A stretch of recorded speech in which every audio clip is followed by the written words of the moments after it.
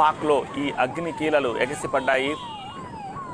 So పార్కులో ఉన్న మొత్తం అంతా కూడా మంటలకి ఆహుతై దగ్ధమైపోతున్న దృశ్యాలను చూస్తున్నాము. మంటల్ని ఆర్పే ప్రయత్నం చేస్తున్నారు ఫైర్ సిబ్బంది. దీనికి సంబంధించి మరింత సమాచారం అందించేందుకు విశాఖ నుంచి మా ప్రతినిధి ఖాజా ప్రస్తుతం మనకి ఫోన్ లైన్లో అందుబాటులో ఉన్నారు. ఖాజా, ఏం జరిగింది? ఎన్ని గంటలకు సంభవించింది అగ్ని ప్రమాదము? కారణం ఏమంటున్నారు? మొత్తం మంటల్ని అదుపులోకి తీసుకొచ్చారా లేదా? నష్టం గురించి ఏం చెప్తున్నారు?